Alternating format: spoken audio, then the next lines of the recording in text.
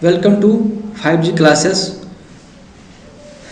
हम जो है 300 क्वेश्चन की हिंदी की श्रृंखला चला रहे हैं, जिसमें से आज जो है 5वां लेक्चर है।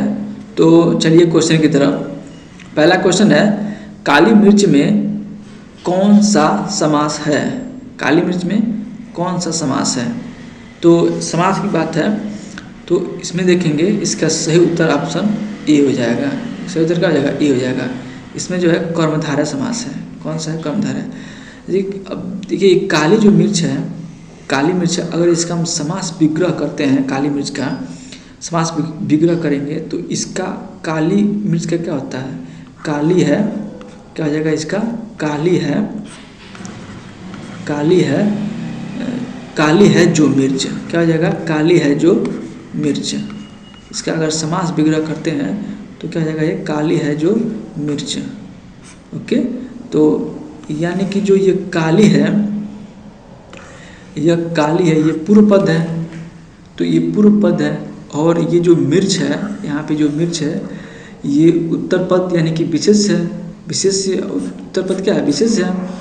तो इस विशेष से उत्तर पद क्या आ जाएगा? ये विशेष हो जाएगा ये। तो इससे ये पता चलता है कि ये कर्मधारय समास है। तो कर्मधारय समास का होता ही है कि जो पूर्व पद क्या होता है? प्रधान होता है। उत्तर पद क्या होता है? जो उत्तर पद उसका प्रधान हो, और पूर्व पद या उत्तर पद में अगर उपमेय या उपमान की विशेषता बताया गया हो, चाहे विशेषण या विशेष का संबंध होता है, तो कर्मधारय समास कहलाता है। क्या होता है? कर्मधारय समास कहलाता है। तो ये काली मिर्च क्या होता है? कर्मधारय समास हो जाएगा। अब चलते हैं नेक्स्ट क्वेश्चन पे। अगला क्वेश्चन है, उर्वशी किसकी काव्य कृति है? जो उर्वशी है वो किसकी काव्य कृति है? तो इसका सही उत्तर ऑप्शन सी हो जाएगा, रामधारी सिंह दिनकर की। ये इनकी काव्य कृति है। ये जो इनकी जो काव्य कृति उर्वशी, ये आपकी प्रकाशित हुई थी 1961 में। ओके, 1961 में ये प्रकाशित हुई थी, इसको याद रखेंगे, रामधारी सिंह दिनकर। ओके, अब चलिए नेक्स्ट क्वेश्चन पे। आपका जो है अगला क्वेश्चन है,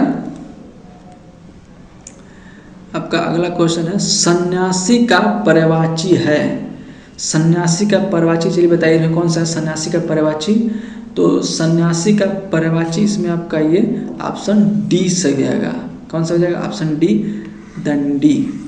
ओके, और सन्यासी का पर्यायवाची से पर्यायवाची सन्यासी, एक तो दंडी हो जाएगा, और भी बताते हैं, और भी इसका हो जाएगा एक तो होता है बैरागी।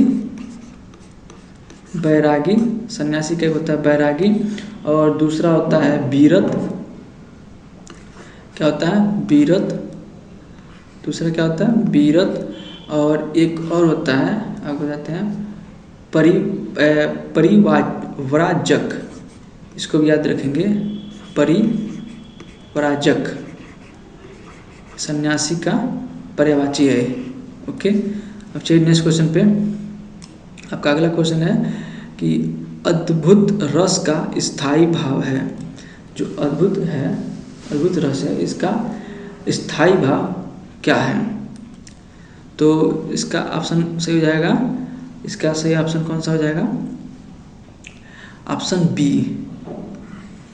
सही उत्तर इसका बी हो जाएगा, विस्मय। क्या हो जाएगा? विस्मय। विस्मय इसका सही उत्तर हो जाएगा। अब बात करें स्थायी भाव की, यानी कि स्थायी भाव क्या होता है? जो स्थायी बात है, यानी कि जो जैसे कि मान लीजिए कि मूल रूप से विद्यमान रहने वाले जो भाव होते हैं, उन्हीं को, जैसे मूल रूप से विद्यमान रहने वाले भाव को स्थायी भाव कहते हैं। उनको क्या कहते हैं? स्थायी। जो मूल रूप से विद्यमान रहते हैं उनको स्थायी भाव कहते हैं। ऐसे बहुत पुराने समय तक चलने वाले तथा रस रूप में सृजित होते हैं। बहुत पुराने समय तक स्थायी भाव की जो संख्या है कितनी है? 9 है। स्थायी भाव की संख्या कितनी है? 9 है। स्थायी भाव की संख्या कितनी है? 9 है। पहला है आपका रति है। पहला कौन सा है? रति है। दूसरा है हास्र। दूसरा कौन सा है? हास्र। और तीसरा कौन सा है आपका? तीसरा है आपका शोक है। तीसरा शोक है। तीसरा शोक है, चौथा क्रोध है, चौथा कौन सा है, क्रोध है, और पांचवा आपका उत्साह है, उत्साह है, कौन सा है, उत्साह है, और छठवां है भय, और सातवां है आपका जुगुप्सा, सातवां है जुगुप्सा, और आपका आठवां है विस्मय, और नौवां है निर्वेद, विस्मय, और लास्ट है आपका निर्वेद। तो ये स्थायी भाव के क्या हैं, प्रकार है, नौ है। कितने हैं स्थायी भाव की संख्या, कितनी है, 9 है, निर्वेद। तो इनको याद रखेंगे। तो जो विस्मय है क्या हो जाएगा, इसका सही उत्तर हो जाएगा ऑप्शन बी। अब चलिए अगला क्वेश्चन है आपका, जो है अगला क्वेश्चन आपका है, निम्नलिखित में से कौन सा कवि, जो गलत हो गया, कौन सा जो कवि भक्ति काल का नहीं है। इनमें से बताइए, इसमें से भक्ति काल के कवि कौन नहीं है, क्वेश्चन को हमेशा ध्यान से पढ़िए, कौन नहीं है। तो इसका ऑप्शन सी सही हो जाएगा। ये मतीराम नहीं है, क्योंकि जो मतीराम है, ये मतीराम आपके जो हैं ये रीतिकाल के कवि हैं। कहाँ कवि हैं, रीतिकाल के। ये जो हैं रीतिकाल के कवि हैं। जो मतीराम है ये रीतिकाल के कवि हैं, रीतिकाल के कवि हैं। और इनकी जो बात करें, ईश्वर दास और नाभा दास और रहीम, ये जो आपके जो हैं, ये जो है भक्ति काल के हैं। ये कौन है, भक्ति काल के कवि हैं, भक्ति काल के कवि हैं। भक्ति काल के ये तीनों जो हैं, ईश्वर दास, नाभा दास और रहीम, ये भक्ति काल के कवि हैं। इसका सही उत्तर ऑप्शन सी हो जाएगा। ये मतीराम ये रीतिकाल के हैं, इनके भक्ति काल के तीनों हैं। अगला क्वेश्चन आपका है कि निम्नलिखित में से अशुद्ध वाक्य का चयन कीजिए। अशुद्ध वाक्य, इसमें से मतलब अशुद्ध मतलब कौन इसमें से गलत है, अशुद्ध का मतलब कौन इसमें गलत है। जैसे मैं आज विद्यालय नहीं जाऊंगा, और ये है वाह सुंदर दृश्य है, आपका दृश्य है, वह अत्यंत बुद्धिमान तथा बलशाली, ये जो आपका बी इसका सही उत्तर हो जाएगा ऑप्शन बी। जैसे इसमें दिया है बच्चों को काट कर फल खिला दो, ये तो इसमें पूरा गलत है, क्योंकि बोला है कि बच्चों को काट कर फल खिला दो, यानी कि फल काट कर बच्चों को नहीं खिला दो, बच्चों को काट कर फल खिला दो, यानी कि ये क्या हो जाएगा, ये आपका ऑप्शन बी सही उत्तर हो जाएगा ये। चलिए अगला क्वेश्चन आपका है, कारवा किस विद्या की रचना है। जो कारवा है वो किस विद्या की रचना है। तो इसका ऑप्शन डी सही हो जाएगा, एकांकी इसका सही उत्तर है। जो एकांकी है, जो ये सही उत्तर है। जो कारवा है ये भुवनेश्वर की एकांकी विद्या की रचना है। कहाँ की, भुवनेश्वर की एकांकी विद्या की रचना है। इनकी जो है 1935 में प्रकाशित हुई थी, 1935। इसको याद रखेंगे, सन याद रखेंगे। ये कब प्रकाशित हुई थी, 1935 में। अब चलिए अगला क्वेश्चन आपका, निम्नलिखित में से संयुक्त वाक्य का चयन कीजिए। बोला है संयुक्त वाक्य, इसी नाम से पता चल रहा है, जो संयुक्त मतलब कि क्या है, जुड़ा होना चाहिए, यानी कि संयुक्त होना चाहिए, एक दूसरे से जुड़ा होना चाहिए। तो इसमें बताइए, इसमें कौन सा सही होगा। इसका ऑप्शन सी से हो जाएगा। दवा लो और बुखार कम हो जाएगा। यहाँ पे जो और है ये इससे क्या होता है, इस शब्द से जोड़े रख रहा है, यानी कि ये दो शब्द संयुक्त होकर के क्या है, एक शब्द बना है। दवा लो और बुखार कम हो जाएगा। तो इसका सही उत्तर क्या हो जाएगा, ऑप्शन सी इसका करेक्ट आंसर है। ओके, अब इसमें बताते हैं आपको, जैसे आपको हम बताते हैं कि ये संयुक्त वाक्य ये है क्या है। जैसे कि कोई भी वाक्य, एक से अधिक कोई भी वाक्य प्रधान उपवाक्य हो। प्रधान उपवाक्य जैसे कि उसमें या तो मिश्र वाक्य हो चाहे साधारण वाक्य हो।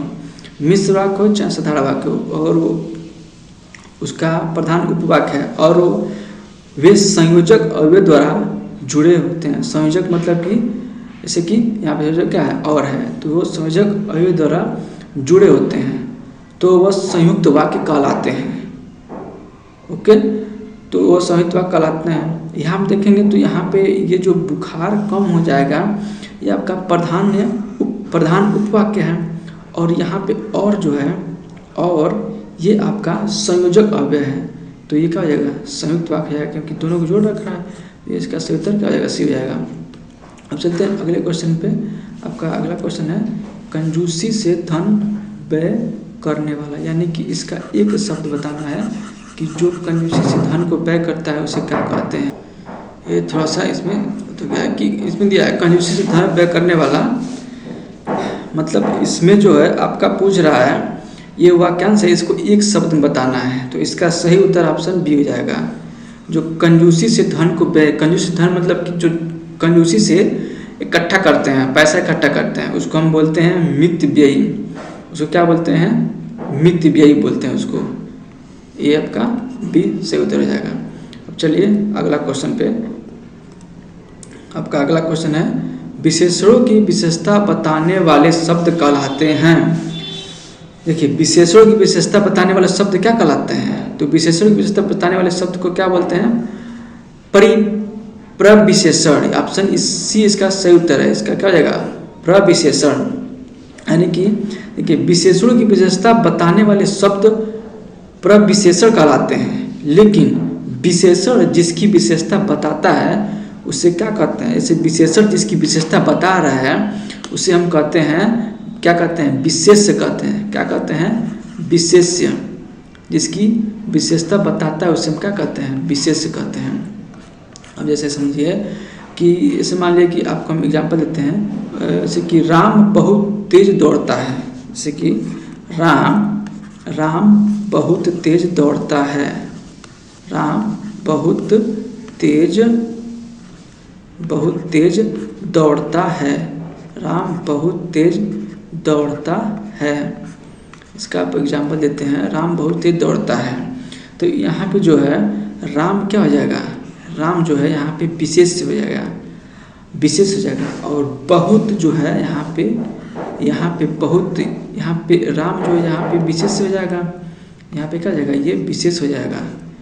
राम जो है यहाँ पे विशेष हो जाएगा, और बहुत जो है ये आपका प्रविशेषण हो जाएगा, क्योंकि बहुत तेज दौड़ता है, जो बहुत यानी कि बता रहा है कि वो बहुत तेज दौड़ता है, यानी कि बहुत तेज बता रहा है, तो ये प्रविशेषण हो जाएगा।